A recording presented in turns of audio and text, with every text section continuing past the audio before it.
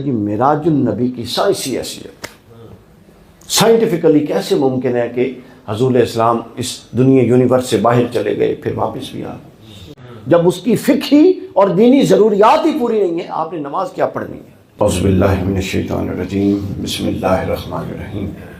اب ایک ماحول ہے جو بنا ہوا ہے، ایک میرا مزاج ہے جو اس ماحول سے پوری طرح مطابقت نہیں رکھتا۔ اب دو الگ الگ وادیاں ہیں، ذکر ایک ہی ہے، نتیجہ اور منزل میں فرق نہیں، راستے مختلف ہیں، منزل کیا ہے؟ ایک ہے۔ اور وہ منزل جب آپ جائیں نا مدینہ پاک میں، جو لوگ گئے ہیں تو منزل ہے گنبد خضرا، اور گنبد خضرا کو وہاں پہ کھڑے ہو کے دیکھیں تو سامنے جنت البقیع میں سیدہ زہرا، تو منزل تو ایک ہی ہے لیکن راستے مختلف ہیں کہ آپ مختلف رستوں سے گزر کے اور مختلف روٹس کو اڈاپٹ کر کے اپنی منزل پہ پہنچ سکتے ہیں۔ تو وہ راستے بھی دو ہی ہیں، تیسرا کوئی رستہ نہیں۔ ایک رستہ ہے تقویٰ اور صالحیت کی وادیوں کے ذریعے وہاں جایا، اور ایک رستہ ہے محبت اور عشق کی وادیوں کے ذریعے وہاں پہنچا جائے۔ تو ابھی تک آپ اس مجلس میں جو ہو چکی ہے محبت اور عشق کی وادیوں میں، اب میری یہ رہنمائی کریں، کیونکہ میں نے دونوں وادیوں کا تھوڑا تھوڑا ٹچ لگانا ہے، تو میں صالحیت اور تقویٰ کی وادی سے گزار کے عشق کی وادی میں لاؤں اور اس پر اختتام کر دوں، یا عشق کی وادی سے گزار کے پھر صالحیت اور تقویٰ کی وادی پہ لاؤں اور اس میں، یہ جیسے آپ کہیں گے، بتائیے مجھے۔ تابع صاحب آپ بتائیں، صالحیت کی وادی سے گزری ہے، عشق پہ پھر اختتام کریں گے، چونکہ حسین نے بھی ساری زندگی صالحیت میں گزار کے اختتام عشق پر کیا تھا، عشق پر تھا اختتام، چونکہ شریعت جہاں جان کا معاملہ آئے وہاں جان بچانے کو فرض قرار دیتی ہے کہ نہیں؟ لیکن عشق جہاں جان کا معاملہ ہے وہاں جان لٹانے کو فرض قرار دیتا ہے۔ علامہ اقبال کا ایک شعر ہے، بڑا خوبصورت شعر، ان دونوں باتوں کو بیان کرتا ہے۔ علامہ فرماتے ہیں کہ عشق ناقص ہے اگر مصلحت اندیش ہے عقل، عشق ہے مصلحت اندیش تو ہے خام ابھی، یعنی عقل ناقص ہے اگر مصلحت اندیش، عشق ناقص ہے اگر مصلحت اندیش ہے عقل، عقل ہے مصلحت اندیش، عشق ہے مصلحت اندیش تو ہے خام ابھی۔ مفہوم بتا دیتا ہوں، میں شعر بول رہا ہوں۔ مفہوم یہ علامہ کہتے ہیں اگر عقل میں مصلحت ہو تو وہ کامل ہوتی ہے، اور اگر عشق میں مصلحت ہو تو وہ ناقص ہوتا ہے، ناجائز ہوتا ہے، ٹھیک ہے نا؟ تو لہٰذا ہم عقل کی وادیوں اور صالحیت اور تقویٰ کی وادیوں سے گزرتے ہوئے عشق کی وادی میں جاتے ہیں، اور تقویٰ کی وادی بھی اہل بیت نبی کے گھر سے ملی ہے۔ یہ میری ایک کتاب ہے، یہ بھی چھپی ہے، قرآن مجید کے 365 اصول، سال کے 365 دنوں کی مناسبت سے نوجوانوں کے لیے لکھی ہے۔ براہ راست ایک اصول روز پڑھیں، اور جب سال مکمل ہوگا تو تھوڑے چنگے چنگے مولویوں میں اتنا قرآن نہیں آئے گا جتنا توانوں آ جائے گا براہ راست۔ یہ 365 اصول، اس کا ایک اصول ہے جس کا درس دوں گا ابتداءً، 66 نمبر اصول، اور اس کا عنوان ہے متقین کی 8 صفات، یا کامیاب لوگوں کی 8 صفات۔ اور یہ کس نے بیان کی ہیں؟ ہمارے ہاں کئی معیارات ہیں نا جی، ایک ناصر بھائی بیان کر سکتے ہیں، میں بیان کر سکتا ہوں، کوئی بھی بیان کر سکتے ہیں، ہر ایک کے ہاں کامیابی کے معیار مختلف ہو سکتے ہیں، لیکن یہ جو کامیابی کے معیار ہیں یہ ہم نہیں بیان کر رہے، بلکہ وہ بیان کر رہا ہے جس نے قیامت کے دن عملوں کو تول کے ہماری کامیابی کے فیصلے کرنے ہیں۔ سورۃ الرعد 13ویں سورت ہے، اور آیت نمبر 20، 21 اور 22 ہے، گھر میں جا کے پڑھیے گا۔ ہم اس کا مختصر جائزہ لیتے ہیں کہ قرآن کن کاموں کے بعد 8 کام ہیں، گن کے جانے ہم نے آج، چونکہ ہماری مجالس میں محبت اور جذبات اور وابستگی اور وارفتگی کے ساتھ اگر اس پر اصلاح کی چادر بھی چڑھ جائے تو کمال ہو جائے۔ تو 8 چیزیں ہیں، اللہ فرماتا ہے جس کے پاس یہ 8 چیزیں ہوں اس کے بارے میں فرماتا ہے اولئک لہم عقبی الدار، یہ لوگ ہیں جن کے ہاتھ میں آخرت کا گھر ہے۔ آخرت کا گھر کس کے ہاتھ میں ہے؟ یہ 8 لوگوں کے، 8 کام کرنے والوں کے ہاتھ میں۔ فرمایا الذین، اب یہ آپ نے بڑا غور کرنا ہے، آپ کو اس کتاب کا مزاج اور اس گفتگو سے آپ کو بڑی نئی چیزیں بھی سیکھنے کو ملیں گی۔ فرمایا الذین یوفون بعہد اللہ ولا ینقضون المیثاق۔ اب ہم علامت کس کی پڑھ رہے ہیں؟ ذہن میں رکھیے، تقویٰ کی۔ کس کی؟ نجات کی علامات، تقویٰ کی علامات، کامیابی کی علامات، آخرت میں کامیابی کی علامات۔ آخری نتیجہ مد نظر رکھیے، آخری نتیجہ واضح ہے نا جی۔ پہلی علامت اللہ فرماتا ہے کامیاب وہ ہیں جو لوگ اللہ کے ساتھ کیے ہوئے وعدوں کو پورا کرتے ہیں اور اللہ کے ساتھ کیے ہوئے قول و قرار کو نہیں توڑتے۔ اللہ کے ساتھ قول و قرار کیا ہے؟ جب آپ نے کہہ دیا کہ لا الہ، اللہ بھی بڑا، اب اللہ کے لیے وہ لفظ نہیں بولنا چاہیے لیکن سمجھانے کے لیے کہہ رہا ہوں، اللہ بڑا سیاںہ ہے، اللہ سے زیادہ کون سمجھدار ہے؟ اللہ بڑا سیاںہ ہے، یعنی وہ اور بڑا غیرت مند بھی واقع ہوا ہے۔ وہ آپ کو ایمان کے دائرے میں داخل کرنے سے پہلے بجائے اس کے کہ وہ یہ کہے یہ کام کر، یہ کام کر، یہ کام کر، وہ یہ نہیں کہتا، بلکہ وہ کہتا ہے کہ میرے دائرہ ایمان میں اور میری بندگی میں آنا ہے اور مجھ کو ماننا ہے تو پہلی شرط یہ ہے لا الہ، میرے سوا جتنے تصورات اور میرے سوا جتنے لوگ جن کو تو نے میرے منصب پہ بٹھایا ہوا تھا ان سب کو اس منصب سے اتار کے پھینک اور اپنے دل کو خالی کر تاکہ میں وہاں براجمان ہو سکوں۔ تو یہ ہے آغاز دین کا۔ اب اللہ فرماتا ہے ہم نے جب اللہ کے ساتھ وعدہ کر لیا کہ ہم تیرے علاوہ کسی کو نہیں مانتے، ہم نے کہہ دیا کہ قرآن اللہ کی کتاب ہے، تو قرآن میں جتنی باتیں ہیں گویا کہ ہم نے بادی النظر میں وعدہ کر لیا کہ ہم ان سب پر ایمان لے آئیں۔ اب آپ نے وعدہ کیا ہے کہ اللہ ہم جھوٹ نہیں بولیں گے، تو جب جھوٹ بولتے ہو تو یہ وعدہ خلافی ہے۔ قرآن میں تم نے وعدہ کیا ہے کہ اللہ ہم خیانت نہیں کریں گے، پھر خائن ہو تو یہ وعدہ خلافی۔ اللہ کہتا ہے کہ کامیاب کون ہے؟ پہلی شرط جو وعدوں کو پورا کرتے ہیں جو اللہ سے کر چکے ہیں۔ اللہ نے وعدہ لیا کہ تم بدکاریاں نہیں کرو گے، اگر بدکاری کرتے ہو تو وعدے کی خلاف ورزی۔ اللہ نے کہا کہ رشتوں کا خیال رکھو گے، اگر خیال نہیں رکھتے ہو تو وعدے کی خلاف ورزی۔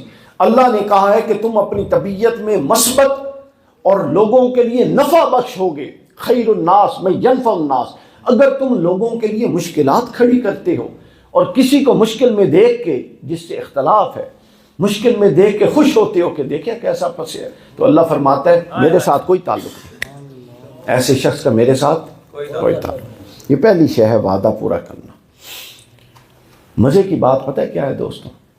ہم نے تقویٰ کو یہ سمجھا ہوا ہے کہ خلوت میں بیٹھ کے اللہ سے لو لگا کے تسبیح پڑھنا تقویٰ ہے، اور سبحان اللہ، اللہ تقویٰ کے مضمون کا بیان ایک ایسی شے سے کر رہا ہے جو انفرادی نہیں بلکہ معاشرتی نوعیت کی ہے۔ وعدہ معاشرے میں کسی سے کیا جائے گا نا، خلوت میں بیٹھ کے خود سے تو وعدہ ہوتا نہیں ہے، تو کسی سے کریں گے نا۔ تو لہٰذا تقویٰ کا یہ تصور نکال دیں کہ آپ روزے دار ہیں، صالح ہیں، تسبیح پڑھتے ہیں، ہر وقت نفل پڑھتے ہیں، اگر آپ کا یہ عمل لوگوں کے لیے آپ کی شخصیت کو خیر کا باعث نہیں بنا رہا، اگر یہ عمل آپ کی شخصیت کے اندر سے منفیت اور سازشی عناصر کو ختم نہیں کر رہا، اگر یہ عمل آپ کی شخصیت سے بغض، حسد اور اناد جو آپ کا لوگوں اور رشتہ داروں کے بارے میں اپنے اندر سے اس کو ختم نہیں کر رہا، اگر آپ معاشرے میں پوزیٹیولی کنٹریبیوٹ نہیں کر رہے، تو اللہ فرماتا ہے کہ تم تقویٰ کی بات کس شے پہ کرتے ہو؟ ان 4 اعمال کی بنیاد پہ، بلکہ میرا تقویٰ یہ ہے کہ جس معاشرے، جس گلی میں تم گزرو وہاں خیر ہی خیر آتی جائے۔ یہاں میں ایک نقطے کی وضاحت کر کے آگے جاؤں گا، چونکہ ہم نے جب بعد میں عشق کی وادی میں جانا ہے اس سے پہلے کچھ چیزوں کی وضاحت ضروری ہے۔ ذمہ داریوں کو بھی سمجھیے. ہم سب عشق رسول، اور ابھی کتنی ہم نے عشق کی باتیں کی ہیں کہ نہیں کی، اور ہمارا حال کیا ہے یہ بھی ذہن میں رکھ لیں. قرآن مجید اب جو اللہ سے وعدہ ہے، میں نے عرض کیا نا، جو قرآن میں آ گیا وہ اللہ سے وعدہ ہو گیا. تو کیا قرآن مجید نے چور کی سزا بتائی ہوئی ہے کہ نہیں بتائی ہوئی؟ ہم دیتے ہیں، بتائیے نا. کیا قرآن میں آیت نہیں ہے کہ جو چوری کرے اس کے ہاتھ کاٹو؟ ہے کہ نہیں ہے؟ بتائیں. وہ آیت کہاں پر ہے؟ گویا ہم عاشقان رسول کے معاشرے میں قرآن کی یہ آیت عملاً معطل ہے، سسپینڈڈ ہے، اور ہم مطمئن ہیں کہ ہم عاشق رسول ہیں. کیا زنا کی سزا قرآن میں موجود نہیں اور سنت میں کہیں پر ایگزیکیوٹ ہوتی ہے؟ نہیں ہوتی. تو گویا عشاق اور محبان رسول اور محبان اہل بیت اور محبان صحابہ کے معاشرے میں قرآن کی یہ آیت اپنے حکم میں سسپینڈڈ ہے. کون ذمہ دار ہے؟ قبر میں جا کے جب ہم جائیں گے اور ہم نہ جانے کیا تصور لے کر جائیں، تو اگر حضور نے گریبان پکڑ لیا کہ میرا قرآن آدھا معطل تھا عملاً، کیوں؟ ابھی اور بھی احکام میں آپ کو، کرپشن کی سزا قرآن میں، بددیانتی کی سزا قرآن میں. کیا یہ سب چیزیں ایگزیکیوٹ ہو رہی ہیں؟ نہیں ہو رہی. قرآن کے یہ حصے کیا ہیں؟ بولیے. لفظ عملاً اپنے اطلاق کے حوالے سے معطل ہے. یہ ٹیکنیکل لفظ ہے، اطلاق کے حوالے سے معطل ہے. قرآن میں تو موجود ہے لیکن اطلاق کے حوالے سے معطل ہے. اگر اللہ نے قرآن مجید، اللہ کے رسول نے قیامت کے دن بھی اور قبر میں بھی یہ پوچھ لیا کہ میرا قرآن ایک ایسے معاشرے کا تقاضا کرتا تھا جس معاشرے میں یہ احکام نافذ ہوں، اس معاشرے کو بنانے میں تو نے کتنا کردار ادا کیا. یہ تیرا عشق اپنے خود ساختہ تصور عشق کے گرد گھومتا تھا، جس سے تجھ کو لذت آتی تو نے اس کو عشق بنا دیا. وہ عشق نہیں ہے جس سے ہمیں حظ ملے، بلکہ عشق وہ ہے جو قرآن سیرت نبوی کی پریکٹیکل ایگزیکیوشن کے لیے آپ کو ایک ماحول فراہم کر دے. اگر قرآن معطل ہے، قرآن کے احکام ہماری سوسائٹی میں نافذ العمل ہی نہیں ہے، تو ہم تو ابھی بہت کام پڑا ہے کرنے کے لیے. ہم کہاں مطمئن ہو کے بیٹھ سکتے ہیں؟ تو گویا قرآن عملاً معطل ہے، اس کی کئی آیات اپنے ایگزیکیوشن کے حوالے سے اسی کے اندر ہے. چونکہ ہم نے وعدہ کر دیا تھا کہ ہم مانیں گے، لیکن وہ چیزیں پریکٹیکلی نہیں ہو رہی. تو مومن کی پہلی اور متقی کی پہلی شرط یہ ہے کہ وہ معاشرے میں، یعنی وعدے پورے کرے. معاشرے میں متقی ایک بھاری بھرکم وزندار شخص ہوتا ہے. لوگ کہتے ہیں یار یہ جو زبان دے دیتا ہے اس سے نہیں پھرتا، وعدے کو پورا کرتا ہے. دوسری چیز فرمائی والذین یصلون ما امر اللہ بہ ان یوصل. کیا خوبصورت بات. اب تقوی زیر بحث ہے، تو پہلی علامت بتائیے آپ نے یاد کرنی ہے، کیا تھی؟ وعدوں کو پورا کرنا. دوسری علامت بیان فرمائی کہ جن رشتوں اور جن معاملات کو اللہ نے جوڑنے کا حکم دیا ہے ان کو جوڑنے والا ہو.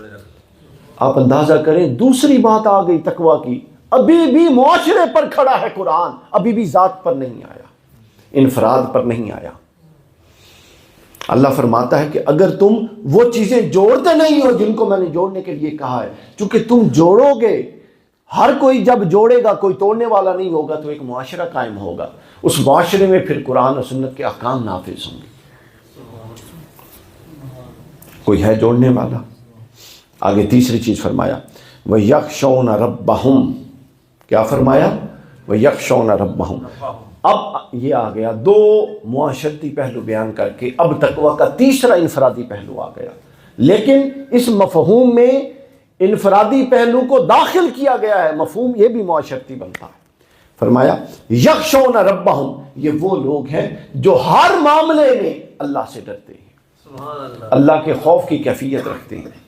کیا بولیے لفظ کیا ہے؟ اللہ سے خشیت اور خوف رکھتے ہیں. کیا معاملے میں؟ معاملے دو ہی ہیں. ایک آپ کی ذات کا معاملہ ہے اللہ کے ساتھ، اور ایک لوگوں کا معاملہ ہے. تو جب آپ ذات کا معاملہ ہو تو یہ انفرادی طور پہ تک متقی ہونا ہے، خشیت ہے، اللہ کا خوف کریں اور ایسا کوئی عمل خلوت میں نہ کریں جو حرام ہو. اور پھر یہ خوف کا معاملہ لوگوں کے ساتھ بھی تو ہے، کسی کے ساتھ ظلم و زیادتی کرتے ہوئے بھی خوف رکھیں کہ مجھے اس کا جواب دینا ہے. امام غزالی علیہ الرحمہ نے لکھا مکاشفۃ القلوب میں کہ حضور علیہ الصلوۃ والسلام ایک دفعہ صحابہ کرام کے ساتھ ایک سفر پہ جا رہے تھے. تو رستے میں 2 بکریاں تھیں، کھڑی تھیں، آپس میں سینگ لڑا رہی تھیں۔ حضور علیہ الصلوۃ والسلام نے سمجھانے کے لیے فرمایا کہ قیامت کے دن جواب دہی کا عالم اے میرے صحابہ یہ ہوگا کہ ان بکریوں میں سے جس بکری نے پہلے سینگ مارا اس سے بھی حساب لیا جائے۔ حالانکہ جانور مرفوع القلم ہے، جانوروں کا حساب نہیں ہے، ان کی روح ختم ہو جائے گی، فنا، مگر سمجھانے کے لیے کہا کہ جب تم کسی زیادتی میں پیش قدمی کرتے ہو تو لہٰذا تم اس زیادتی کے موجد ہو اور پیدا کرنے والے ہو، اس لیے کوئی زیادتی کرے تو اس کو برداشت کر کے بس، اگر آپ اگنور کر سکتے ہیں تو اگنور کیجئے، اگر آپ نے بدلے میں زیادتی کر دی اور یہ کہا کہ میرے ساتھ کی تھی تو فرق کیا رہا؟ فرق صرف یہ رہ گیا کہ اس نے ایک حرام اور ناجائز کام پہلے کیا، آپ نے بعد میں کر دیا۔ تو تیسری چیز کیا ہے؟ خوف، خشیت الہی، اللہ کا خوف ہو، ہر معاملے میں جواب دے۔ یہ خوف آپ کی شخصیت کو ذمہ دار بنائے گا، سنجیدہ بنائے گا۔ آپ ہر معاملے کو کرنے سے پہلے دیکھیں گے کہ یار اس کا نتیجہ بھی تو بھگتنا ہے، اس کا نتیجہ بھی تو بھگتنا ہے۔ جب ہم وقت خود پر یہ تصور سوار رکھیں گے تو آہستہ آہستہ عادت بنتی جائے گی، ذمہ دار ہوتے جائیں گے، طبیعت میں ٹھہراؤ آئے گا، جلد بازی یہ جو جلدی فیصلے ہیں، محبت میں بھی جنگ والے ایکسٹریمسٹ ہیں اور دشمنی میں بھی جنگ والے ایکسٹریمسٹ ہیں۔ اعتدال چاہیے، محبت میں بھی اعتدال، اور اگر اختلاف ہو جائے تو اس میں بھی اعتدال۔ حضور علیہ الصلوۃ والسلام نے کیا خوب بات فرمائی، مولا علی کا بھی قول فرماتے ہیں کہ دوستی میں بھی حد اعتدال رکھو اور دشمنی میں بھی حد اعتدال۔ پوچھا گیا وہ کیوں؟ فرمایا کبھی دوست دشمن بن جائے تو اس کو اتنی خبریں نہ دو کہ وہ تمہیں تباہ کر دے، اور اگر دشمن کبھی دوست بن جائے تو اس سے اتنی بے حیائی نہ کرو کہ سلام بھی دینے کے قابل نہ رہو۔ ہمیشہ حد اعتدال۔ تو یہ تیسری چیز۔ آگے فرمایا وَيَخَافُونَ سُوءَ الْعَذَابِ، مومن وہ ہے اور کامیاب وہ ہوگا جس کے سر پر یہ سوار ہو کہ کہیں میں برے حساب میں نہ پھنس جاؤں، آخرت میں برے حساب کا خوف اس کے اوپر ہمیشہ سوار رہتا ہے، برے حساب کا خوف، وہ ڈرتا ہے، خائف رہتا ہے۔ یہ ڈر اور یہ خوف بذات مطلوب نہیں ہے، بذات مطلوب نہیں ہے، بلکہ اس لیے مطلوب ہے کہ یہ آپ کو اعمال صالح کی طرف راغب کرتا ہے اور اعمال بد سے روکنے میں مددگار ہے، بس اس لیے۔ پھر آگے 5ویں چیز فرمائی والذین صبروا، وہ لوگ جو صبر کرتے ہیں، معاملات میں صبر کرتے ہیں۔ صبر 3 چیزوں پر ہوتا ہے۔ جب گناہ کی طرف رغبت ہو تو خود کو روکنا، یہ صبر کی پہلی قسم۔ جب فراغت ہو اور مال اور خوشی آ جائے تو خود کو سرکش اور تکبر اور خدا نہ بنانا، یہ صبر کی دوسری قسم۔ اور امور تقدیریہ، اس پر صبر، یہ صبر کی تیسری قسم۔ تقدیر کے معاملے، موت ہو گئی، کسی کا اختیار نہیں، تو یہ صبر کی 3 قسم۔ تو مومن یہ ہوتا ہے، یہ رویے ہیں، اللہ ان رویوں کی بنیاد پہ اہل جنت کو طے کرے گا۔ یہ رویے ہیں، بس اہل جنت پتہ کون ہوں گے؟ اللہ فرمائے گا جو وعدوں کو پورے کرتے تھے وہ بھی جنتی ہیں، اللہ فرمائے گا جو رشتوں کو جوڑتے تھے وہ بھی جنتی، جو ہر معاملے میں میرا خوف رکھتے تھے وہ بھی جنتی، اور جو معاملات میں صبر کا دامن تھام کے رکھتے تھے صرف میری رضا کے لیے وہ بھی جنتی۔ پھر آگے فرمایا وَأَقَامُوا الصَّلَاةَ، وہ نماز قائم کرنے والے ہیں، پڑھنے والے نہیں ہیں۔ کیا ہے؟ اقام، نماز قائم پتہ کب ہوتی ہے؟ جب ما قبل صلاۃ اور ما بعد صلاۃ امور صلاۃ میں جمع کر دیے جاتے تو صلاۃ قائم ہو جاتی ہے۔ ما قبل صلاۃ اور ما بعد صلاۃ امور نماز میں جمع ہو جائے تو نماز قائم ہو جاتی ہے۔ ما قبل صلاۃ کیا ہے؟ وضو، شرائط وضو، غسل یعنی طہارت کے مسائل، وضو، غسل، فرائض وضو، واجبات وضو، شرائط نماز، اس کے بعد آپ نماز میں داخل ہو گئے۔ پھر نماز کے ماں بعد نماز کیا ہے؟ ماں بعد نماز ہے نماز کے نتائج جو شخصیت پر وارد ہونے چاہیے، وہ ہو رہے ہیں یا نہیں ہو رہے؟ قرآن نے ان سارے حصوں کو بیان کر۔ میں تابع صاحب اور ناصر بھائی ایک دفعہ تھا ڈیفنس میں، ایک خطاب تھا میرا، معراج النبی، یہی دن تھی۔ قاری صاحب بڑی توجہ کی بات، انہوں نے مجھے موضوع لکھ کے دیا جی معراج النبی کی سائنسی حیثیت۔ سائنٹیفکلی کیسے ممکن ہے کہ حضور اسلام اس دنیا یونیورس سے باہر چلے گئے پھر واپس بھی آ گئے؟ اچھا اب بات چلتی اب آپ کو پتہ ہے کہ نماز معراج کی رات فرض ہوئی تھی، بعد نماز پہ آ گئی۔ اچھا مجھے کچھ شک پڑا، نماز سے میں جان بوجھ کے بات کو وضو پر لے کر آیا، اور وضو سے میں جان بوجھ کے بات کو غسل پر لے کر آیا۔ 200 سے زیادہ 250 سے زیادہ doctor, scholar, P H D لوگ بیٹھے تھے، مائیں بیٹھی تھیں، مرد بیٹھے، بال بچے دار بیٹھے، ان میں سے 3 یا 4 کو یہ پتا تھا کہ غسل کے فرض کتنے ہیں، اور سننے وہ کیا آئے تھے؟ معراج کی سائنسی حیثیت۔ یہ تو ہماری قوم کا حال ہے۔ آپ کو ہمیں بنیادی چیزوں کا نہیں پتا۔ جب میں نے ہاتھ کھڑا کروایا تو وہ کہتے ہیں ہم نہا لیتے ہیں، بس ناپاک ہوتے ہیں تو نہا لیتے ہیں، وضو ہو گیا، غسل ہو گیا۔ تو ایسے غسل نہیں ہوتا۔ غسل کے فرض ہیں، ان میں سے کوئی ایک بھی ادا نہ ہو تو غسل نہیں ہوتا۔ پھر اسی طرح وضو کے فرض ہیں، ایک بھی ادا نہ ہو تو وضو نہیں ہوتا، اور پھر اسی طرح نماز کی شرائط ہیں، ایک بھی کم ہو تو نماز ہی نہیں ہوتی۔ آپ بے شک جتنے تک وہ طہارت کے ساتھ اللہ کے ساتھ لو لگاتے رہیں، جب اس کی فقہی اور دینی ضروریات ہی پوری نہیں ہیں، آپ نے نماز کیا پڑھنی ہے؟ تو میں پوچھنے کی بجائے، وقت کم ہے بس گزرتا جاتا ہوں تاکہ پتہ ہے لوگوں کو ذرا مستحضر ہو جائے، ریپیٹ ہو جائے۔ چونکہ ہمارے ہاں اس طرح کی تربیت کی چیزیں بتانے کا ذوق نہیں ہے، لوگ سنتے بھی نہیں ہیں، واہ واہ بھی نہیں کرتے۔ غسل کے 3 فرض ہوتے ہیں، ایک فرض بھی قضا ہو جائے تو غسل سرے سے نہیں ہو۔ آپ ناپاک گئے، پانی کے بے شک 200 اوپر بالٹیاں ڈال دیں، نکلے بھی ناپاک۔ سب سے پہلے ہے کلی کرنا، اور اس حد تک کولی کرنا کہ آپ کا یہ جو ہے گلا اس تک پانی چلا جائے، اور فقہا لکھتے ہیں اگر روزہ نہیں ہے تو ہونٹ بھی بھر لیں، تسلی ہو جائے۔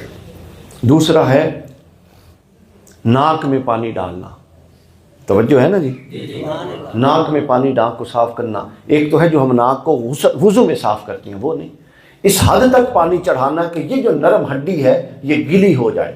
پانی رکھیں ایک طرف، ناک بند کر کے اس کو اوپر کھینچیں تاکہ تسلی ہو جائے۔ اور پھر تیسرا فرض ہے پورے جسم کو سر سے پاؤں تک مل کے یوں دھونا کہ یہ گمان ہی نہ رہے کہ کوئی ایک بال بھی خشک رہ جائے۔ یہ آپ کا غسل ہوگا۔ پھر اس کے بعد وضو پہ آئیں، وضو کے 4 فرض، باقی سنتیں۔ فرض میں ایک چیز بھی رہ گئی تو وضو سرے سے نہیں ہوگا، اور وضو نہیں ہوگا تو نماز نہیں ہوگی، اور نماز نہیں ہوگی تو نماز کے اثرات کہاں سے آئیں گے؟ تو دوسری چیز ہے وضو کے فرض 4 ہیں۔ قرآن مجید نے کہا وَإِذَا قُمْتُمْ إِلَى الصَّلَاةِ فَاغْسِلُوا وُجُوهَكُمْ وَأَيْدِيَكُمْ إِلَى الْمَرَافِقِ وَامْسَحُوا بِرُؤُوسِكُمْ وَأَرْجُلَكُمْ إِلَى الْكَعْبَيْنِ۔ سب سے پہلا فرض ہے چہرہ دھونا۔ کیا؟ اس سے پہلے ہاتھ دھونا، وہ سب سنتوں کے اندر، ان میں کچھ کمی بیشی نہیں رہنی چاہیے، رہ جائے تو وضو ہو جاتا ہے بہرحال۔ چہرہ دھونا کیا ہے؟ چہرہ کس کو کہنے نے بھی پتہ ہے؟ یہ جو ماتھے سے یہ بال اگنے کی جگہ ہے، یہاں سے لے کر یہ کان، اور کانوں کی لو سے نیچے دائرہ بنا لو، یہ آسان طریقہ ہے، لو دے نال دائرہ بنا لو۔ یہ چہرہ، چہرے کا دھونا کیا ہے؟ فرض، پہلا فرض۔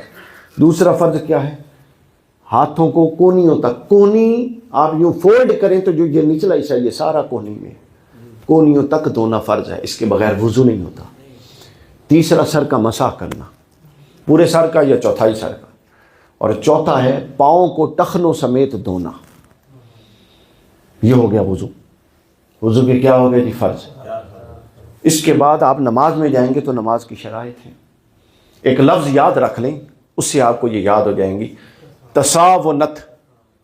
کیا لفظ ہے؟ توئیں طہارت کے لیے۔ طہارت 3 طرح کی، جسم کی طہارت، لباس کی طہارت، اور جگہ کی طہارت جہاں کھڑے ہیں۔ دوسرا کیا ہے تساونت میں؟ سین، ستر، جو جسم کے اعضاء چھپانے واجب ہیں ان کا چھپا ہوا۔ اور مرد کے لیے یہ ناف سے اوپر، اور یہ گھٹنے کی یہ جو ہڈی ہے نا نرم، اس سے نیچے یہاں تک ناف ستر ہے۔ اگر یہ ڈھکا ہوا ہے اچھی طریقے سے اور باقی حصہ کپڑا نہیں ہے تو ستر پورا ہے، نماز ہو جائے گی۔ اور عورت کے لیے یہ چہرہ جو میں نے حد بتا دی، یہ جو ہڈی ہے یہ والی، یہ عورت کے ستر کا حصہ ہے۔ اس سے باہر یہ ہاتھ، اور ٹخنوں سے نیچے پاؤں، یہ جو ٹخنے اس سے نیچے پاؤں، یہ 3 سطر کا حصہ نہیں ہے، کھلے ہو جائیں تو کوئی حرج نہیں. اس کے علاوہ پورا جسم حتیٰ کہ ایک ایک بال عورت کے سطر کے اندر. تو سطر کا ڈھانپنا،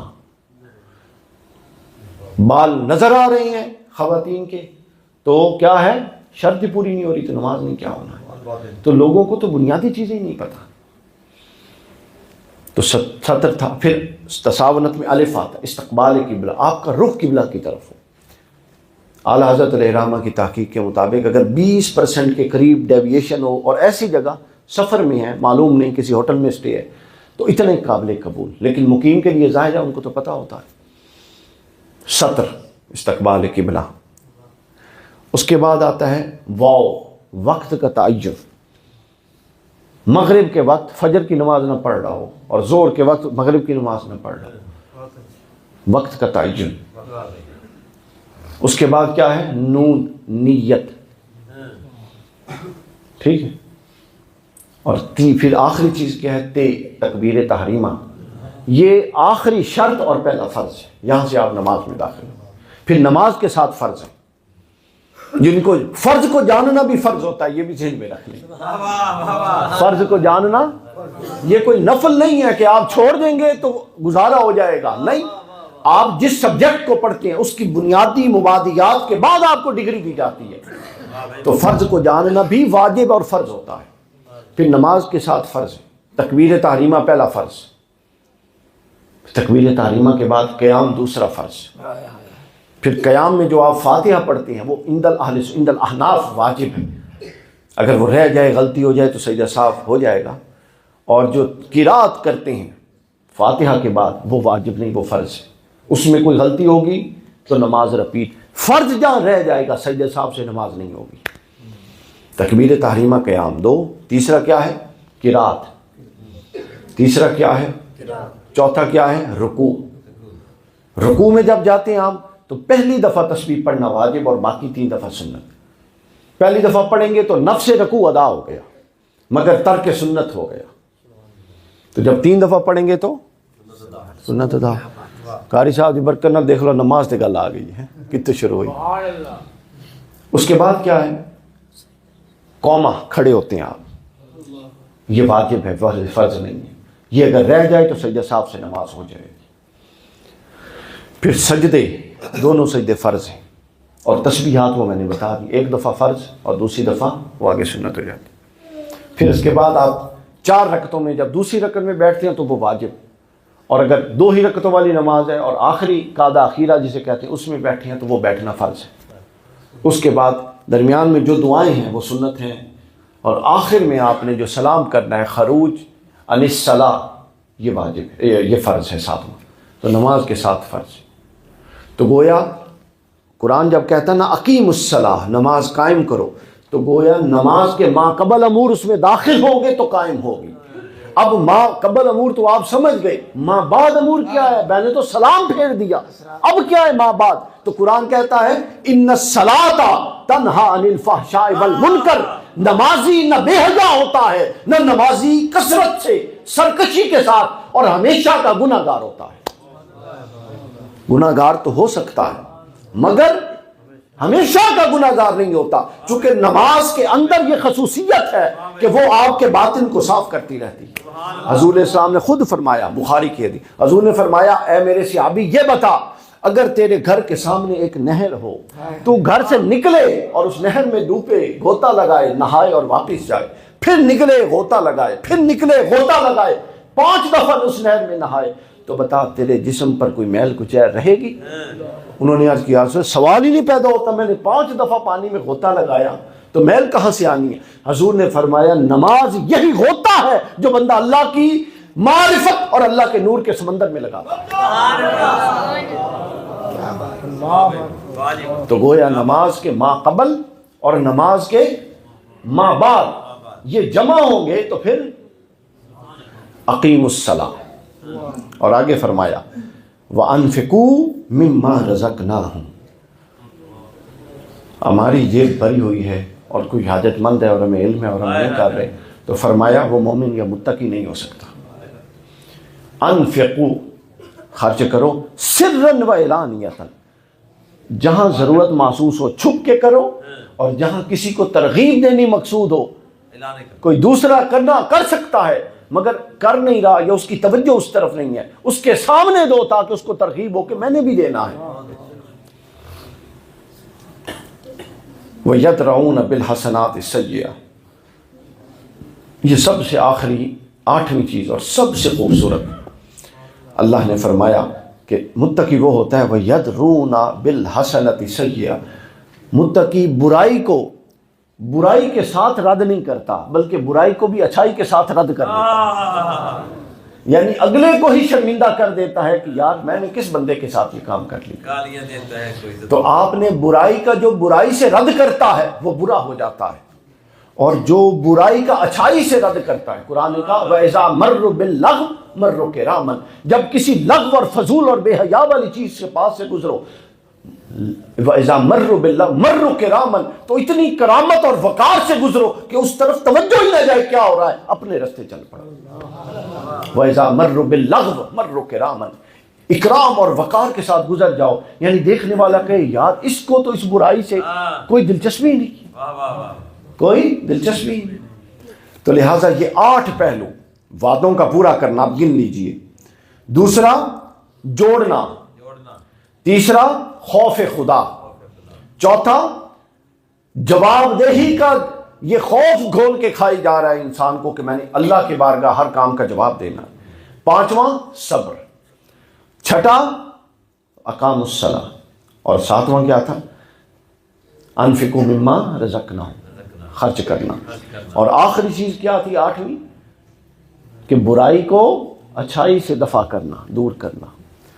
یہ بیان کر کے فرمایا اولئک لہم عقبی الدار، اللہ فرماتا ہے اے وہ لوگ ہیں جنہاں دے واسطے میں آخرت بنائی ہے، سبحان اللہ، آخرت کا گھر میں سب آپ، یہ جنت اور یہ اللہ کی معرفت اور اس کی رضا، یہ اتنی سستی نہیں ہے کہ اللہ ہر ایک کو دے دے گا، یہ اتنی سستی نہیں ہے، ہمیں کچھ غلط تصورات کے اندر بھی بہکا دیا گیا، یہ اتنی سستی نہیں ہے کہ ایک شخص آمادہ ہدایت ہی نہیں ہے اور اللہ پلیٹ میں رکھ کے کھڑو کہ آجا جنت لے اللہ، آجا جنت لے اللہ، اس کو اللہ سے کیے ہوئے وعدے کا حیا ہی نہیں ہے، اور اللہ کہ آجا جنت لے اللہ، اس کو جب اللہ کی رحمت کی آیتیں وہ پڑھتا ہے تو اللہ کی قہاریت، اس کی جواب دہی، اس کی عدالت اور قیامت کے ہولناک منظر جو قیامت میں آئے ہیں اس کو اس سے کوئی لینا دینا ہی نہ ہو، ہم نے بالکل ایک حصہ اٹھا لیا اور ایک پھینک دیا ہے، دونوں کو اعتدال اور توازن سے چلانے کی ضرورت ہے۔ یہ وجہ ہے کہ شخصیات کے اندر اعمال نہیں پروان چڑھے، ہمارے نوجوان اعمال کو ہلکا لیتے ہیں،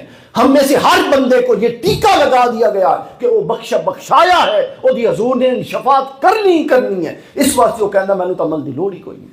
یہ تصور سرے سے گمراہی ہے، تصور شفاعت حق ہے، عند اہل سنہ حق ہے، اور اس پر پوری پوری حدیثیں ہیں، مگر حضور شفاعت کس کی کریں گے؟ جو گناہ گار ہوگا، جو خود اپنے ارادے سے ساری عمر اپنے ارادے سے، جس کی زندگی رسول اللہ کی تعلیمات سے بغاوت میں گزری، اور وہ بغاوت کر کے خود تعلیمات کا مذاق اڑا کے کہے کہ میری شفاعت ہو جانی ہے، یہ تصور شفاعت کا بھی مذاق ہے۔ یہ کیا بات ہوئی؟ آپ اپنے طور پہ کوشش کریں، جب کمی رہ جاتی ہے تو پھر ہے نا مصطفیٰ کا دربار، اور آپ کہیں کہ میں نے کوشش ہی نہیں کرنی، آپ کہیں میں نے کوشش ہی نہیں کرنی، تو یہ قرآن کس لیے آیا تھا؟ اگر کوشش نہیں کرنی تو رسول اللہ نے طائف میں پتھر کس لیے کھائے تھے؟ اگر کوشش ہی نہیں کرنی تو حضور نے اپنے دندان مبارک احد میں کس لیے شہید کروائے تھے؟ یہ حسن و گلزار کی جو باتیں سنتے ہیں نا آپ، یہ اتنا آسان کام نہیں ہے۔ احد میں حضور اسلام نے خود پہنی ہوئی تھی وہ ٹوپی، خود جنگوں میں پہنتے، تو ایک بدبخت کافر نے پتھر مارا، وہ خود ٹوٹی، اور اس خود کے جو ذرے تھے لوہے کے وہ حضور کے رخسار کے اندر پیوست ہو گئے، اتنے گہرے پیوست ہوئے، حضرت ابو عبیدہ بن الجراح اس کو نکالنے لگے، ہاتھ سے نہیں نکلے، پھر وہ آلہ سلائے اس سے نہیں نکلے، حتیٰ کہ وہ اپنے دانتوں سے پکڑ کے کھینچ کے نکالتے، حضرت ابو عبیدہ بن الجراح کے سامنے کے 4 دانت ٹوٹ گئے، وہ اتنے پیوست ہوئے تھے۔ تو یہ تکالیف اگر کوشش نہیں کرنی تو یہ کس لیے تھی؟ اپنی زندگیوں کو صرف محبت کے ساتھ اگر آپ صالحیت کے ڈگر پہ نہیں چلاتے تو یہ کوئی طریقہ کار نہیں ہے، یہ کوئی طریقہ کار نہیں ہے۔ اب ان اعمال اور ان احوال کی روشنیوں میں اب آئیے کہ اس موضوع کو ختم کرتے ہوئے اب ہم دوسرے موضوع سے جڑنے سے پہلے یہ بتائیں کہ یہ 5 اعمال، یہ جو 6 کام میں نے بتائے ہیں، یہ آل رسول نے کیسے کیے تھے؟ اور سمجھ گیا ہو نا موضوع، چونکہ سمجھ گئے۔ اب ہم آتے ہیں کہ آپ کو یہ بتاؤں کہ جن کا تذکرہ ہم سنتے رہے دونوں احباب سے، اور ابھی میں نے بھی کرنا ہے، وہ ان وعدوں اور ان چیزوں پر ان کس حد تک وہ کاربند تھے۔ پہلی بات کیا تھی دوستوں؟ میں نے بتائی وعدہ پورا کر، اور کس سے کیا ہوا وعدہ؟ اللہ سے۔ اللہ سے کیا ہوا وعدہ سیدہ کے دونوں بیٹوں نے پورا کیا، امام حسن نے بھی پورا کیا اور حسین نے بھی۔ حسن نے کیسے پورا کیا؟ حسن کے نانا نے فرمایا تھا رسول اللہ نے کہ اب نہ ابنی ھذا سید، میرا یہ بیٹا سردار ہے، اس کے ذریعے اللہ 2 گروہوں میں صلح کروائے گا۔ یہ بات ذہن میں رکھ لیں، یہ صلح کو غلط پورٹریٹ لوگ کر دیتے ہیں کہ ایک صلح یہ ہوتی ہے کہ تھوڑا تسی غلطی تے، تھوڑا تسی غلطی تے، آؤ میں تھوڑا صلح کروا دوں۔ یہ وہ صلح نہیں تھی، یہ وہ صلح نہیں تھی، بلکہ علی و فاطمہ کے بیٹوں نے جب رکھا ہے دنیا کو جوتے کی نوک پہ رکھا ہے۔ انہوں نے کہا کہ چونکہ میرے نانا نے کہا ہوا ہے، اور اگر اس صلح سے اور یہ حکومت دینے سے یہ خون خرابہ امت میں ختم ہوتا ہے تو حسن کو حکومت نہیں چاہیے، حکومت لے جاؤ، بس خون خرابے سے باز آ جاؤ، خون خرابے سے باز۔ تو یوں وعدے نہیں پائے، ہم تو وعدے کے لیے ایک خواہش قربان نہیں کرتے۔ تو حسن نے مجتبیٰ نے تو 68 لاکھ مربع میل کی حکومت اٹھا کے دے دی تھی ایک وعدے کی تکمیل۔ اس طرح وعدے نہیں پائے جاتے ہیں۔ اور پھر امام حسین نے کیسے نہیں پایا؟ وہ آپ نے دیکھا، ایسا کوئی اور نبھایا ہے کسی نے؟ ایسا نبھایا کہ وعدہ نبھانا ہی مثال بن گئے، ایسا نبھایا کہ نبھانا ہی مثال بن گئے، اور ایسے معیار طے کر دیے کہ اس اخلاص اور قربانی اور ایثار کے کہ اس کے بعد کوئی اس معیار تو کیا، اس معیار کی گرد کو بھی نہیں چھو سکتے۔ پھر اس کے بعد آپ دیکھیے دوسرا پہلو ہم نے کیا بیان کیا؟ جوڑیے جن کو جوڑنا ہے، جوڑیے جن کو جوڑنا ہے۔ امام حسن نے کیسا امت کو جوڑا، سب کچھ دے دیا۔ امام حسن علیہ السلام نے یہ حکومت خیرات میں دی تھی، اگر میں درست لفظ بولوں یہ خیرات، آل نبی تو خیرات دیتے ہی رہتے ہیں، آل نبی خیرات دیتے ہی رہتے ہیں، اور پھر پوری امت میں وہ خیرات بڑھتی ہے، تو اس میں کوئی شک والی بات نہیں۔ تو امام حسن نے خیرات دے دی، اس لیے دی کہ امت کے اندر سے تنازع ختم ہو جائے۔ اور اس کے بعد آگے دیکھیے، آگے فرمایا اور کیسے جوڑا، کیسے جوڑا۔ پھر اس کے بعد آگے اگلا پہلو تھا کہ خوف الہی، اللہ کا خوف تمہیں ذمہ دار ہستی بنا دے۔ اور اللہ کا خوف ایسا تھا کہ امام حسین علیہ السلام سے کسی نے کہا، جب کربلا کے سفر میں تھے نا، تو کسی نے کہا، بہت سارے حضرت عبداللہ ابن عباس، عبداللہ ابن عمر، بہت مخلصین تھے۔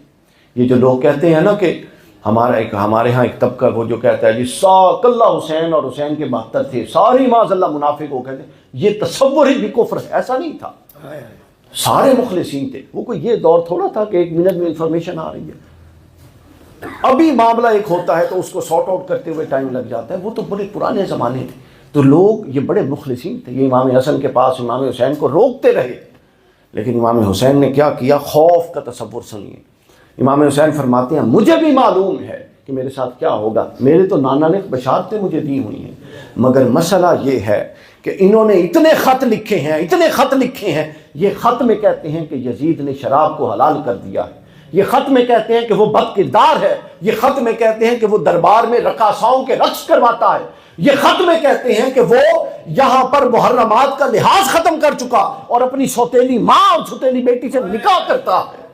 فرمایا کہ میرے ساتھ یہ جانے کے بعد کیا کریں گے یہ مجھے علم ہے، مگر اگر میں نہ گیا اور قیامت کے دن یہ کھڑے ہو گئے اور انہوں نے کہا کہ یہ ہو رہا تھا باری تعالیٰ، ہم نے حسین کو بلایا، حسین نہیں آیا، تو میں کیا جواب دوں گا؟ اللہ کے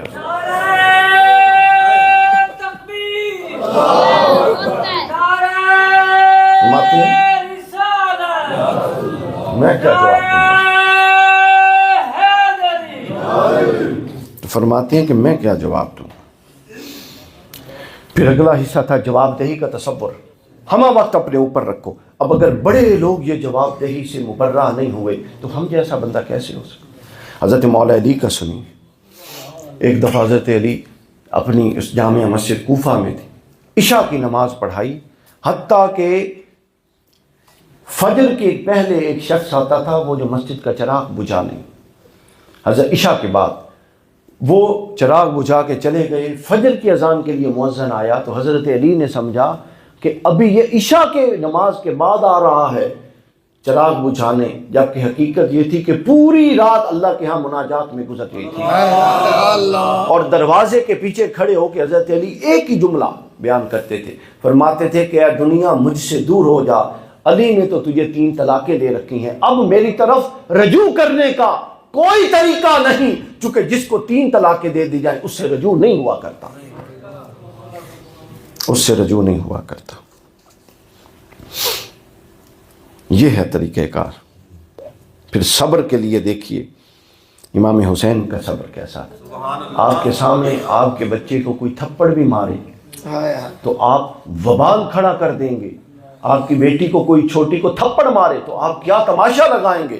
اور حسین کے سامنے حسین کے بچے ذبح ہوتے رہے اور وہ خاموش تھا. اس سے بڑا بھی کوئی صبر ہو سکتا ہے؟ اس سے بڑا کیا صبر ہونا. اللہ اکبر. پھر نماز قائم کرنے کا دیکھیے. جواب دہی کا بھی میں بتا دوں، پہلے بتایا. حضرت نہج البلاغہ کی 3ری جلد میں حضرت مولا علی فرماتے ہیں، کھڑے ہوئے حضرت مولا علی کو جب 19 رمضان کو وہ ضربت لگ گئی اور زخمی ہو گئے، شدید زخمی تھی، تو آخری رات تھی، اگلے دن شہادت ہو گئی، 21ویں رات. تو شہادت سے پہلے لیٹے ہوئے تھے، چٹائی پہ لیٹے ہوئے تھے، نرم و گداز بستر تو علی رکھتا نہیں تھا، لیٹے ہوئے. تو آسمان کے تارے کی طرف نگاہ پڑی تو آسمان کو، تارے کو گواہ بنا کے کہتے ہیں کہ اے آسمان کے تارے تو گواہ ہو جا کہ آج علی اس لیے بستر پر دراز ہے اور اللہ کے حضور مناجات کے لیے قیام نہیں کر رہا کہ آج علی کے وجود میں سکت ہی نہیں ہے قیام.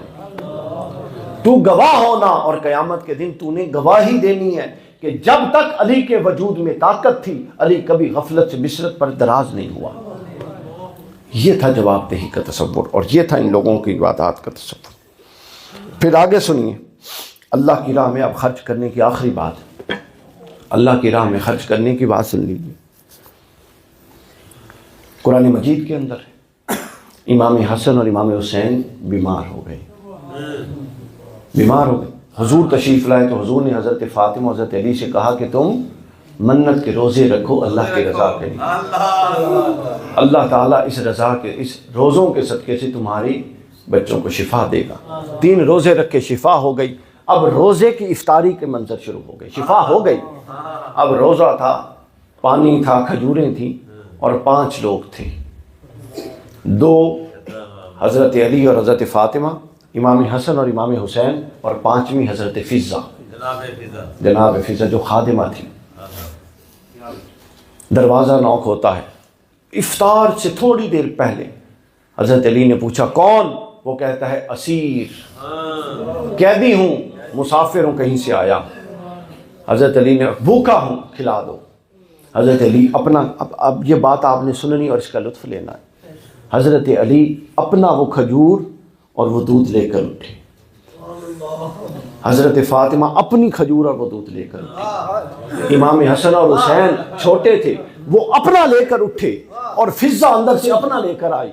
یعنی وہ جو مسکی، اور سب نے قطار میں کھڑے ہو کے اس فقیر کو دیا. اس اسیر کا یہ تصور بھی ختم ہو گیا کہ مانگنے میں آیا ہوں، قطار میں یہ لگے ہوئے ہیں دینے کے لیے. تو مانگنے ایک کے لیے آیا تھا اور ایک تھا، ایک بھی دیتا تو اس کا تو سوال پورا ہو جاتا. مگر فرق بتانا مقصود آ کہ کسی اور دروازے پہ ایک جائے تو ایک لیتے ہیں، ہمارے دروازے پہ ایک آئے تو 5 دیتے ہیں. ہمارے دروازے پہ ایک آئے تو 5 دیتے ہیں. اگلا دن آتا ہے اچھا کیا ہوا؟ اس کو دے کر آئے، پانی کے ساتھ افطار کیا اور بات ختم ہو۔ پانی کے ساتھ سحری کی۔ حضرت علی یہودی کے کنویں پر گئے، ڈول نکالے اور کچھ کھجوریں اور دودھ لے کر آ گئے۔ اب اگلی افطار کا دن تھا، افطار سے تھوڑی دیر پہلے دروازہ کھٹکا، پوچھا کسی کون؟ اس نے آواز دی، انا یتیم، میں یتیم، میرا باپ میرے سر پہ نہیں ہے اور بھوکا۔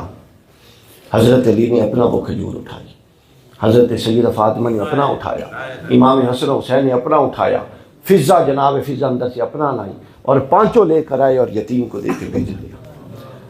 پھر تیسرا دن ہوا، یہ میں مثال دے رہا ہوں، یہ قرآن مجید نے کہا نا سرن و اعلانیتن، یہ اعلانیتن کا ذکر ہے، ابھی سرن کا ذکر آئے گا۔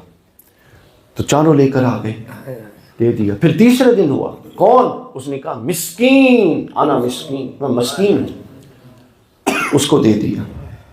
تو گویا یوں یہ آیات قرآنیہ کے اولین مصداق اہل بیت اطہار اور صحابہ کرام۔ اب اس کے بعد اعلانیہ بھی سنیے، اعلانیہ کیا تھا؟ امام زین العابدین بیان فرماتے ہیں اعلانیہ، بلکہ حضرت علی کا ذکر کروں، حضرت مولا علی، حضرت علی کرم اللہ وجہ الکریم کی وفات ہو گئی، شہادت ہو گئی۔ امام حسن کو لوگوں نے خلیفہ بنا لیا۔ امام حسن جامع مسجد کوفہ سے اپنی رہائش گاہ کی طرف آ رہے تھے، تو رستے میں جھاڑیاں تھیں، جنگل تھا، تو جھاڑیوں سے ایک کسی بزرگ بوڑھے کے کرانے کی آواز آئی، چیخ رہا تھا وہ۔ تو امام حسن ڈھونڈتے ڈھونڈتے ڈھونڈتے اندر چلے گئے، تو ایک نابینا اندھا بزرگ بیٹھا ہوا، وہ کرخت زبان میں بول رہا تھا، بڑی بدتمیزی اور گستاخی سے بول رہا تھا، چونکہ وہ 3 دن سے بھوکا پیاسا تھا اور نابینا تھا۔ امام حسن پیار سے بیٹھے، وہ بڑا بے ادبی سے بولتا رہا، پوچھا بابا مسئلہ کیا ہے؟ انہوں نے بتایا کہ میں 3 دن سے بھوکا ہوں۔ امام حسن نے کہا باقی بات بعد میں کرتے ہیں، جلدی سے گھر گئے، اس کے لیے کھانا لائے، اس کے پاس 4 زانو ہو کے بیٹھ گئے، اپنے یہ جو زانو ہیں یہ اس کے زانوں سے ملا دیے اور بیٹھ گئے اور اس کو کھانا کھلانے لگے۔ جب اس کے منہ میں 4-5 لقمے گئے نا، تو اس کا غصہ ٹھنڈا ہوتا رہا۔ اب وہ بات کرنے لگے، عام انداز میں بات کرتے کرتے کرتے وہ کہتا ہے کہ اے نوجوان تو ہے تو کون، یہ تو بتا۔ انہوں نے کہا بابا یہ چھوڑ، تو یہ بتا کہ تو اس مشکل میں کیوں پھنسا ہوا ہے، تو کون ہے؟ اس نے کہا میں فلاں شہر سے آیا، عرصہ سے یہاں پڑا ہوا ہوں، ہر صبح ہر شام ایک کوئی شخص آتا تھا، وہ مجھے صبح بھی کھانا کھلاتا تھا، رات کو بھی کھلاتا تھا، لیکن اے شخص مجھے ایک بڑی حیرت ہے کہ تو جیسے بولتا ہے وہ شخص بھی ایسے بولتا ہے۔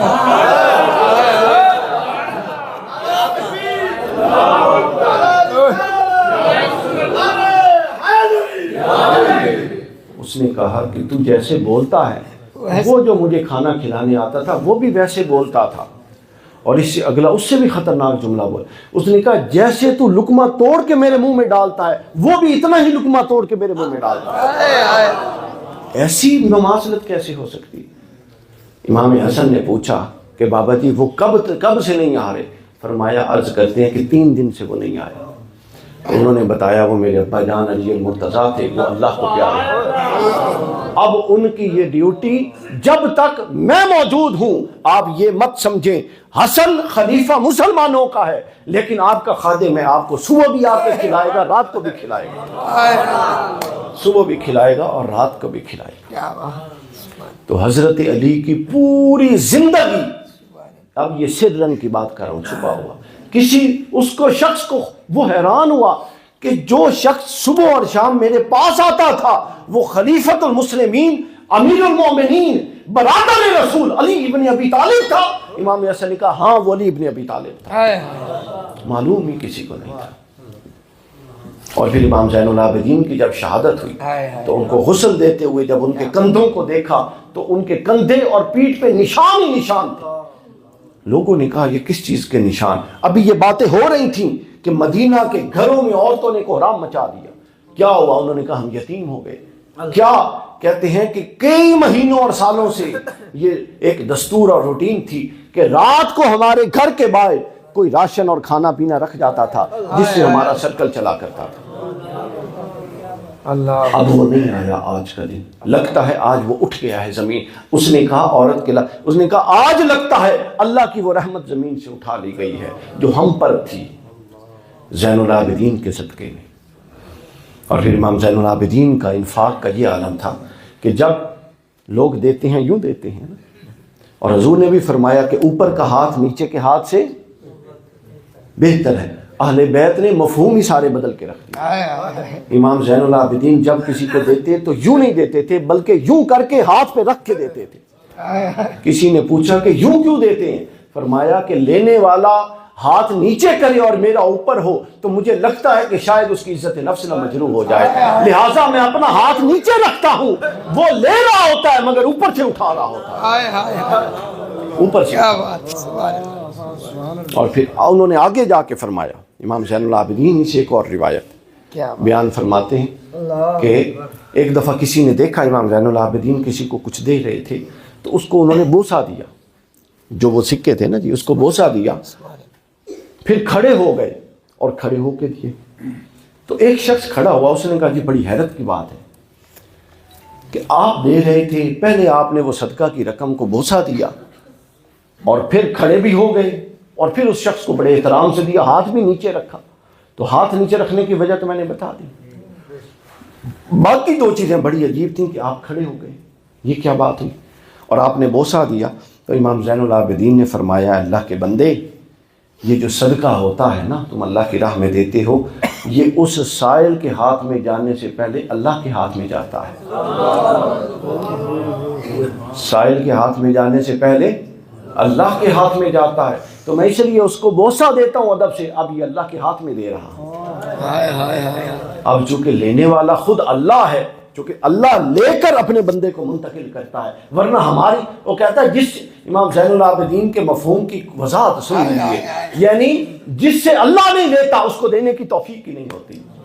ہم کہتے ہیں نا فلاں نہیں دیتا، فلاں کے پاس بڑا مال ہے نہیں دیتا، وجہ یہ ہے کہ یہ لے کے تو اللہ نے دینا ہے، اللہ درمیان میں ہے، تو اللہ کسی کم ظرف سے لے کے اپنے بندے کو دیتا ہی نہیں.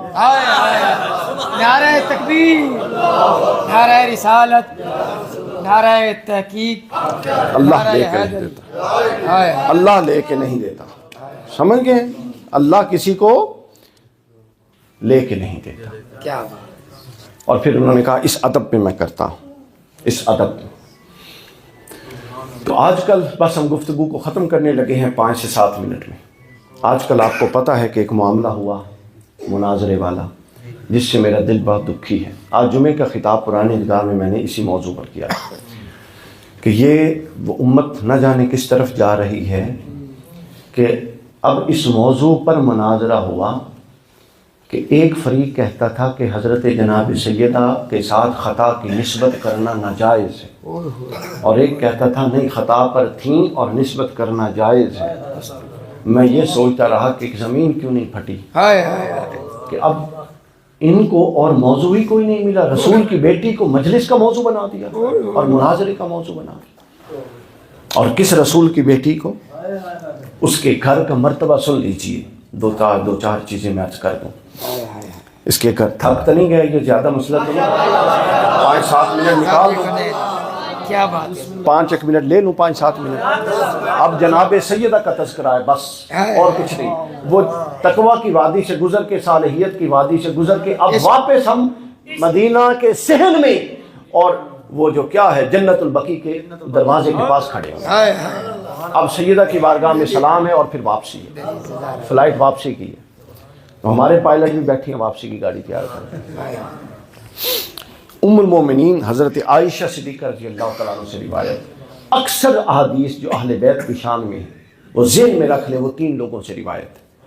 ام المومنین حضرت عائشہ صدیقہ، حضرت سیدنا ابو بکر صدیق اور حضرت عبداللہ ابن عمر کے بیٹے سے. تو اگر یہ سینوں کے اندر بغض ہوتے جو آج کل بیان کیے جاتے ہیں اور جو دکانیں کھلی ہوئی ہیں، بھلا کوئی جس کا بغض رکھے اس کی شان بھی بیان کرتا ہے آگے، یہ کیسی بات ہے. حضرت یہ بھی حضرت سیدہ عائشہ فرماتی، امام حاکم نے مستدرک میں بیان کی، ان عائشہ رضی اللہ تعالیٰ عنہ النبی بتاتی ہیں کہ حضور نے فرمایا،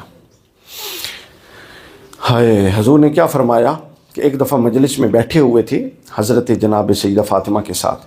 تو حضور نے کوئی بات ہوئی تو حضور نے لاڈ میں فرمایا کہ الا تردین ان تکونی سیدۃ النساء العالمین، اے فاطمہ تو اس پر خوش نہیں ہے کہ انت سیدۃ النساء العالمین، تو تمام جہانوں کی عورتوں کی سردار بنا دی گئی ہے۔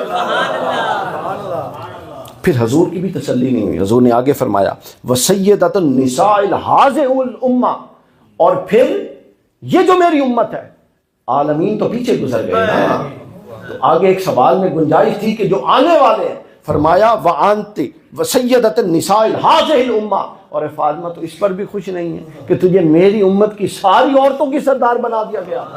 اور پھر فرمایا وسیدۃ النساء المؤمنین، اور پھر آدم کی بیوی حوا سے لے کر آخری مومنہ تک جو قیامت سے پہلے پیدا ہوگی اور فوت ہوگی، انتا سیدۃ النساء المؤمنین، ہر مومن عورت تیرے قدموں میں بیٹھے گی، تو سردار نہیں ہوگی۔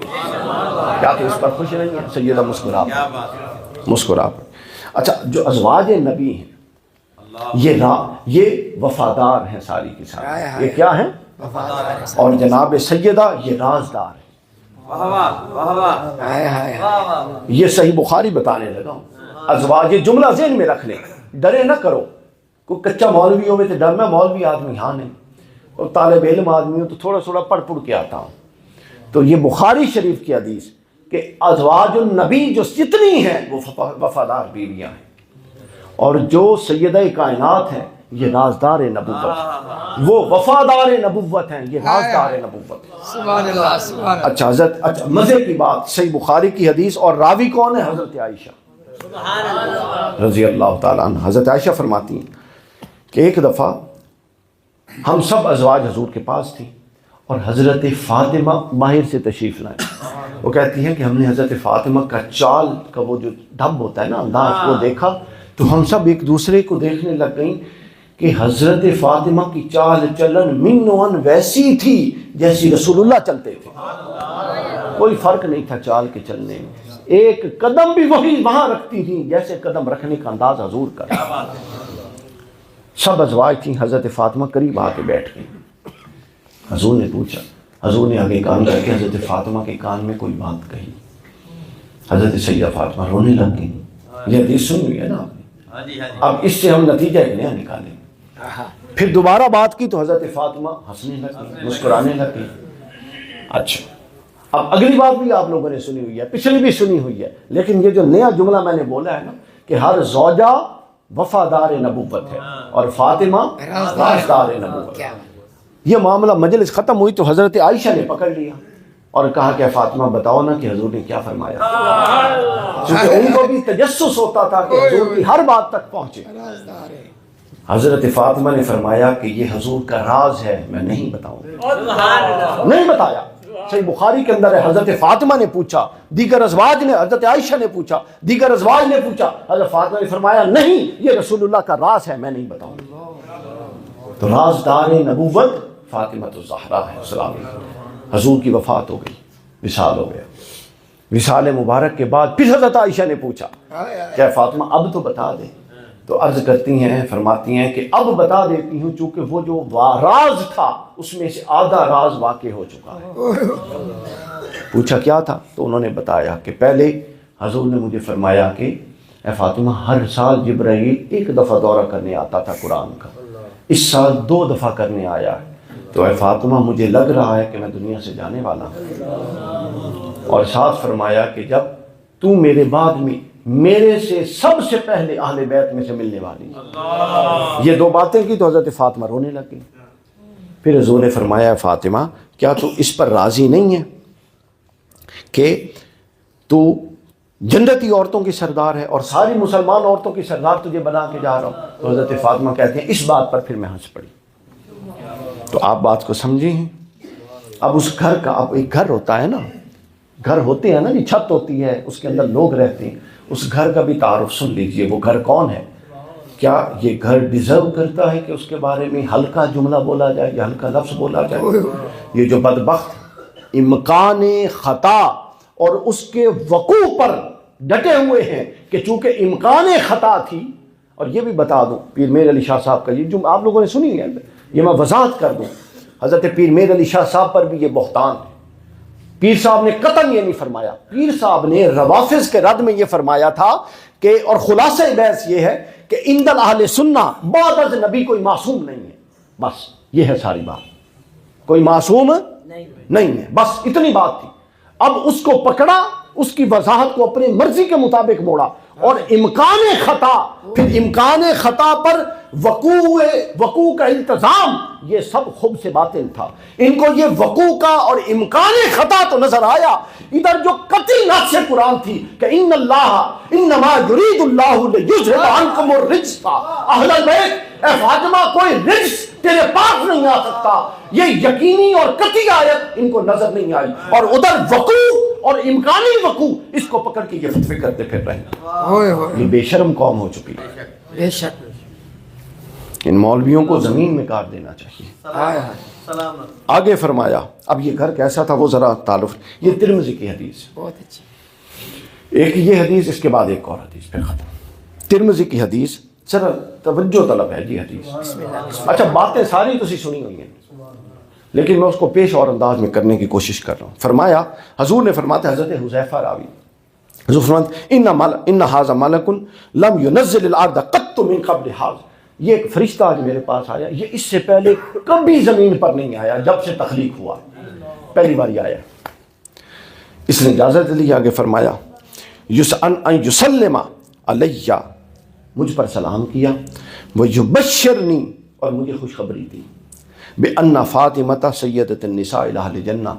یا رسول اللہ، جڑا تہاڈا گھر ہے نا، ਇਹਦੇ ਵਿੱਚ ایک تہاڈی بیٹی ہے، ہاں، وہ سیدۃ النساء العالمین ہے، اللہ دا وہ سب عورتوں دی سردار ہے. آگے فرمایا وان الحسن والحسین، اور یا رسول اللہ، جڑے دو بچے گھومتے پھرتے نا، کھیل رہے ہیں، کر دیں، اللہ فرماتا ہے سیدہ شباب اہل جنہ، اے جنتی جوانوں دے سردار ہے. یعنی جنت کا دروازہ نانا ہے، جنت میں عورتوں کی سردار ماں ہے، اور جنتی جوانوں کے سردار بیٹے ہیں. اور جنت میں جانے کے لیے جو پیرامیٹر ہے ایمان یا نفاق، اس کی بنیاد علی ابن ابی طالب. پیچھے رہ کیا جاتا ہے؟ کیا بات ہے، کیا بات ہے. پیچھے رہ کیا جاتا ہے دوستوں؟ کیا بات. پیچھے رہ کیا جاتا ہے. اب آخری چیز، بس آخری حدیث، اس کے بعد ہم اس کو ختم کر دیتے ہیں. حضرت مصر بن مخرمہ رضی اللہ تعالیٰ عنہ بیان کرتے ہیں، حدیث کے لیے کتاب یہ صحیح بخاری تھی. بیان فرماتی ان رسول اللہ صلی اللہ علیہ وسلم قال، حضور نے فرمایا فاطمہ بدعۃ منی. یہ سنی ہوئی ہے نا حدیث، اور یہ تھوڑی شرح سو. فاطمہ بدعۃ، فاطمہ میری، دونوں ترجمے درست ہیں. فاطمہ میرے وجود کا، جسم کا حصہ ہے، اور دوسرا فاطمہ میرے جگر کا ٹکڑا ہے. سبحان اللہ، سبحان اللہ.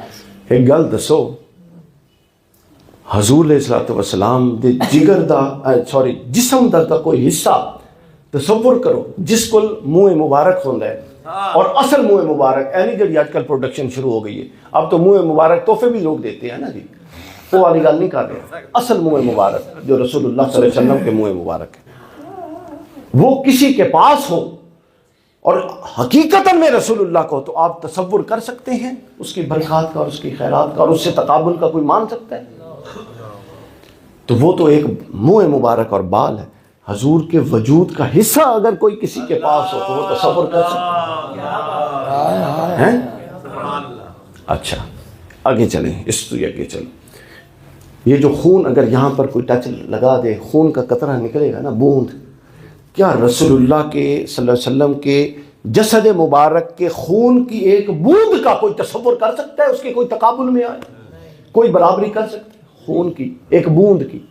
نہیں. دسو، سارے دسو. آپ کو پتا ہو کہ یہ ٹیبل پر یہ جو چیز ہے، اس کے اندر رسول اللہ کے مبارک لہو کا ایک قطرہ ہے، آپ کے تصورات کیا ہو جائیں گے، آپ کی کیفیت کیا ہو جائے گی؟ تو اگر رسول اللہ کے لہو کا ایک قطرہ کسی کے برابر نہیں ہو سکتا، بلکہ کسی کیا پوری امت ایک پلڑے میں رکھ دی جائے، رسول اللہ کے لہو کا قطرہ پھر سب سے بھاری اور ابتر نہیں ہو سکتا. تو پھر لہو بنتا کہاں پہ ہے؟ جگر خون بناتا ہے. خون کون بناتا ہے؟ وجود کا کون سا حصہ؟ جگر. اگر ایک قطرے کی برابری نہیں ہو سکتی اور وہ کفر ہے تو گویا اس جگر جو خون بناتا ہے، جو پورے وجود میں دوران ہے، اور پھر اس جگر کا ٹکڑا جو خون بنانے میں شامل ہے، اس کی برابری کیسے رسول اللہ کو گوارا ہوگی؟ اس کی برابری کوئی تصور کر سکتا ہے کہ رسول اللہ اس پر خوش ہوں گے؟ یہ نہیں ہو سکتا۔ اور پھر اس لیے حضور نے آگے فرمایا، اچھا اب آگے بڑی زبردست بات ہے اس حدیث میں، یہ بیان کر کے فاطمہ میرے جگر کا ٹکڑا، اور اس کا مطلب میں نے سمجھا دیا، یعنی کوئی معمولی گل نہیں۔ اچھا، اور دوسرا، حضور ہاتھ بھی تو بتا سکتے تھے میرے ہاتھ کا ٹکڑا ہے، میرے بازو کا حصہ ہے، بتا سکتے، کوئی بھی اور فرما سکتے تھے، لیکن آپ بتائیں کہ کچھ اعضاء ایسے ہیں اگر وہ کٹ بھی جائیں تو انسان سلامت رہتا ہے، جگر کے بعد انسان سلامت نہیں رہتا۔ سمجھ گئے ہو میرا اشارہ؟ تو گویا نبوت کا وہی ہے جو در فاطمۃ الزہرا پہ پڑا ہوا ہے، اور جو در فاطمۃ الزہرا پہ نہیں ہے وہ اپنے تئیں سمجھتا رہے وہ در مصطفیٰ پہ ہے، یہ اس کی خام خیالی ہے۔ اس حدیث نے وہ پردہ ہٹا دیا۔ اور پھر آگے فرمایا، اگلا حصہ اس سے بھی زبردست فرمایا، پھر جو چیز فاطمہ کو غضبناک کرتی ہے، حضور نے فرمایا وہ مجھے غضبناک، اور جو مجھے غضبناک کرتی ہے وہ اللہ کو غضبناک کرتی ہے۔ A is equal to B, B is equal to C, A is equal to C۔ تو گویا فاطمہ کی ناراضگی اللہ کو غضبناک کر دیتی ہے، گویا زمین پر سیدہ کسی سے نالاں ہو، عرش پر رب اس پر غضبناک ہو جاتا ہے۔ اچھا، اب یہاں پر ایک توضیح جو میں کرنا چاہتا ہوں وہ یہ ہے کہ نبوت تو ختم ہو گئی حضور کے بعد، اب کسی بھی معنی میں کوئی نبی نہیں ہو سکتا، وہ کذاب ہوگا، کسی بھی معنی کوئی نبی نہیں ہو سکتا، نبوت ختم ہو گئی، مگر مزاج نبوت باقی رہا۔ یہ جو حضور فرماتے ہیں نا، حضور نے فرمایا نا کہ ماں بیٹھی ہو، باپ بیٹھا ہو، دو بچوں میں وہ کہتے ہیں نا اس کو بھی یہ پسند، اس کو بھی یہ پسند، یہ بھی یہ نہیں کھاتا، یہ بھی یہ نہیں کھاتا، تو ماں باپ کیا بیان کرنا چاہ رہے ہیں کہ جو اس کا مزاج ہے وہی اس کا مزاج ہے، جو اس کی پسند ہے وہی اس کی پسند ہے۔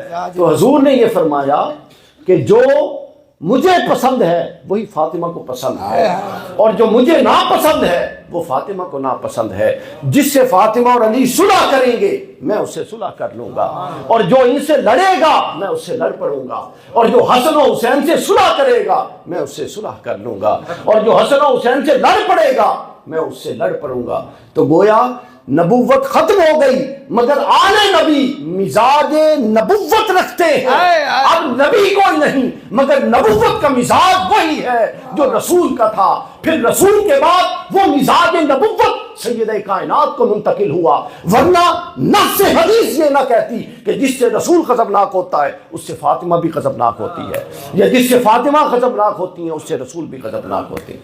تو گویا اہل بیت اطہار کو مزاج نبوت عطا ہوا، اہل بیت اطہار کو خون نبوت عطا ہوا، مزاج نبوت عطا ہوا۔ آپ مزاج میں یکسانیت دیکھ رہے ہیں، یکساں مزاج ہے، چونکہ مزاج کا اعتبار پسند و ناپسند کی بنیاد پہ ہی ہوتا ہے نا جی، اور تو کوئی معیار ہے کوئی نہیں۔ تو گویا پسند ہم شناس نبوت، مزاج شناس نبوت، مزاج شناس نبوت، جی مزاج شناسی۔ امام زابی نے ایک اور بات کی یہاں مزاج شناسی، کہتے ہیں کہ حضور کی خدمت میں ایک بات ہوئی کہ عورت کے لیے سب سے بہترین چیز کیا ہے، ہر صحابی نے اپنی اپنی رائے دی، حضرت علی نے بھی رائے دی، سب خاموش، حضور علیہ الصلوۃ والسلام نے کسی کی رائے کی تصدیق نہیں کی۔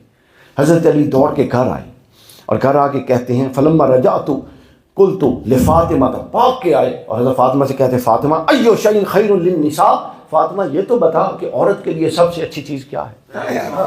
قالت، حضرت عائشہ، حضرت فاطمہ نے فرمایا الا یراہن الرجال، عورت کے لیے سب سے بہتر چیز یہ ہے کہ اس کو غیر مرد نہ دیکھے۔ حضرت علی دوڑ کے واپس مجلس میں گئے، ابھی برخاست نہیں ہوئی تھی، فرماتے ہیں کہ یا رسول اللہ عورت کے لیے بہترین چیز یہ ہے کہ اس کو غیر مرد نہ دیکھے۔ حضور نے فرمایا علی یہ جواب کہاں سے لائے ہو؟ چونکہ یہ تو مزاج نبوت میں سوال تھا، جواب تھا، تو یہ تو صرف وہ جواب دے سکتا ہے جس کا مزاج نبوت والا ہو۔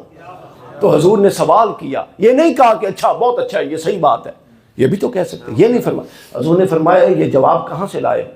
حضرت علی نے عرض کی یا رسول اللہ یہ فاطمہ سے پوچھ کر آیا ہوں۔ حضور نے فرمایا اس لیے تو میں کہتا ہوں کہ فاطمہ مجھ سے ہے اور میں فاطمہ سے ہوں۔ ہائے ہائے، یعنی فاطمہ نبی نہیں ہے، کیونکہ نبی تو کوئی ہو نہیں سکتا، لیکن مزاج نبوت جو رسول کا ہے وہی مزاج نبوت فاطمہ کو میسر آیا۔ بہت اچھی، کمال سلام اللہ کمال۔ علیہ۔ اللہ تعالیٰ آپ سب لوگوں کو اپنے حفظ و امان میں رکھے، کسی کی سما خراشی ہوئی ہو تو اس کے لیے معذرت خواہ ہوں۔ تو اللہ تعالیٰ کیا بات ہے بھائی، ہمیشہ طبیعت میں اعتدال رکھیں، اہل بیت کے حوالے سے، صحابہ کرام کے حوالے سے، اسی میں خیر کا راستہ ہے، فتنوں سے ہٹ جائیں۔ مگر میں نے اس لیے زیادہ بات کی کہ اس مناظرے کی وجہ سے جو وقت کی ضرورت ہوتی ہے اس کو پورا کرنا چاہیے۔ تو ابھی ضرورت اس بات کی ہے کہ جتنے لوگوں نے یہ سنی ہے بات، ہر گھر میں تذکرہ فاطمہ ہونا چاہیے، تاکہ اگر رسول اللہ ناراض ہوئے ہیں اس فتنہ سے تو ہماری یہ تذکرے دیکھ کے ہو سکتا ہے رسول اللہ کا دل باغ باغ ہو۔